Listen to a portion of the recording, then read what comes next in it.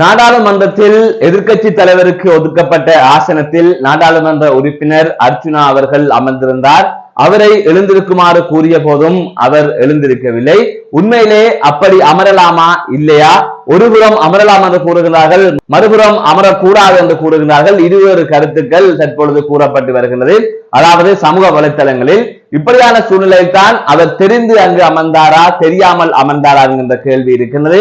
அதனை தாண்டி நாடாளுமன்ற உறுப்பினர்களின் விவரங்கள் வெளியிடப்பட்டிருந்தது. அதிலே வைத்தியர் அர்ச்சுனா பௌத்த மதத்தை சேர்ந்தவர் என்று குறிப்பிடப்பட்டிருந்தது. இப்பொழுது அது மாற்றப்பட்டிருக்கின்றது, இந்து மதம் என்று அதிலே குறிப்பிடப்பட்டிருக்கின்றது. இவை தொடர்பில் தான் இந்த தொகுப்பில் விரிவாக பார்க்க இருக்கின்றோம். 10வது நாடாளுமன்றத்தின் முதலாவது கூட்டத்தொடர் நேற்றைய தினம் ஆரம்பமாகியிருந்தது. பல எதிர்பார்ப்புக்கு மத்தியிலே இந்த கூட்டத்தொடர் ஆரம்பிக்கப்பட்டிருந்தது. அதிலே ஜனாதிபதியின் உரையை கவனிப்பதற்காக இலங்கை முழுவதும் பலரும் ஆவலாக இருந்தார்கள். ஆனால் நேற்று அனுரவின் உரையை தாண்டி தமிழிலாக இருக்கலாம் அல்லது சிங்கள மொழிகளிலாக இருக்கலாம் பேசப்பட்ட ஒரு நபராக இருந்தவர் வைத்தியர் அர்ச்சுனா. அதாவது நேற்றைய தினம் அவர் முதல் அமர்வுக்கு சென்றிருந்தார். அப்போது நாடாளுமன்ற விதியின் அடிப்படையில் முதல் அமர்வில் ஆசனங்கள் ஒதுக்கப்படாது, விரும்பிய ஆசனங்களில் அமரலாம் என்று இருக்கின்றது. இந்த நிலையில் தான் அர்ச்சுனா அவர்கள் நேற்றைய தினம் சென்று எதிர்கட்சி தலைவருக்கு ஒதுக்கப்பட்ட ஆசனத்திலேயே அமர்ந்திருந்தார். அப்போது நாடாளுமன்ற ஊழியர்கள் கூறியிருந்தார், நீங்கள் இங்கு அமர முடியாது, இது எதிர்கட்சி தலைவருக்கான ஆசனம், நீங்கள் எழுந்து பின்னால் சென்று ஏதாவது ஒரு ஆசனத்தில் அமர்ந்து கொள்ளுங்கள் என்று கூறிய போது, இல்லை இங்கு என்ன எழுதியா ஒட்டி இருக்கு என்று சொல்லி அவர் கேட்டார். இந்த காணொலி வழியாக, அதாவது அவர் முகநூலிலே நேரில் இருக்கின்ற போதுதான் இந்த சம்பவம் நடந்தது. அதனைத் தொடர்ந்து இந்த சம்பவம் இலங்கை ஊடகங்களின் கவனத்தை ஈர்த்தது. அனைத்து ஊடகங்களிலும் இதுதான் செய்தியாக மாறியது. அதை தாண்டி சிங்கள ஊடகத்திலும் இது தொடர்பான செய்திகள் வெளியாகி கொண்டிருந்தது. இந்த சந்தர்ப்பத்தில் தான் அர்ச்சுனா செய்தது சரி, முதல் நாள் அமர்வில் எந்த ஆசனத்தில் யாரும் அமரலாம் என்றுதான் நாடாளுமன்ற விதியின்படி இருக்கின்றது. அப்படி இருக்கின்ற போது அர்ச்சுனா எதிர்கட்சி தலைவருக்கு ஒதுக்கப்பட்ட ஆசனத்தில் அமர்ந்தது என்ன புலை? அதிலே ஒரு புலையும் இல்லை. ஊடகங்கள் தான் தவறாக செய்தியை வெளியிடுகின்றன என்று பலர் கூறி வந்தார்கள். அதனை தாண்டி கடந்த ஜனாதிபதி தேர்தலின் போது திருகோணமலையில் சஜித் பிரேமதாச அவர்களின் பிரசார மேடையிலே அர்ச்சுனா அவர்கள் அமர்ந்திருந்த போது மேடையிலிருந்து இறக்கப்பட்டார். அதற்கு பழிவாங்கும் விதமாகத்தான் அர்ச்சுனா அவர்கள் இவ்வாறு எதிர்கட்சி தலைவருக்கு ஒதுக்கப்பட்ட ஆசனத்தில் அமர்ந்திருந்தார் என்கின்ற கருத்தையும் அர்ச்சுனாவின் ஆதரவாளர்கள் கூறி வருகின்றார்கள். இவ்வாறு சென்று கொண்டிருக்கின்ற நிலையில் இல்லை, அது ஒரு பிழையான செயற்பாடு, அப்படி அமர முடியாது என்று இன்னொரு தரப்பு கூறி வருகின்றது. இணையதள பிரதிகளையும் சமூக வலைதளங்களிலே வெளியிட்டு வருகின்றார்கள். அதிலே முதல் நாள் அமர்வின் போது அவர்களுக்கான இருக்கைகள் ஒதுக்கப்பட மாட்டாது, விரும்பிய இருக்கையில் இருக்கலாம் என்று கூறப்படுகின்றது.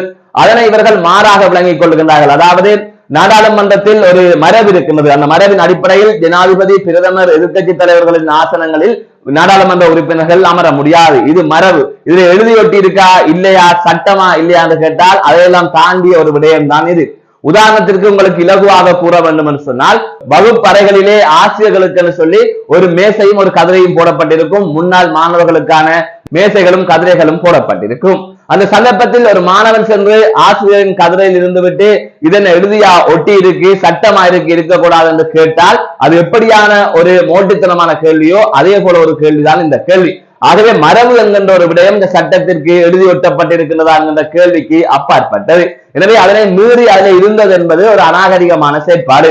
எப்படி ஒரு வகுப்பறையில் மாணவன் ஆசிரியரின் கதிரையில் இருக்கின்ற செயலை விமர்சிப்போமோ அந்த செயலுக்கு ஒப்பான ஒரு செயல் தான் இந்த செயல். அவ்வாறு எந்த இருக்கையிலும் இருக்கலாம் சொன்னால் சபாநாயகர் இருக்கையிலே சென்று அர்ச்சுனா அவர்கள் இருந்திருக்கலாம் தானே என்கின்ற கேள்வியுமே கேட்கலாம்.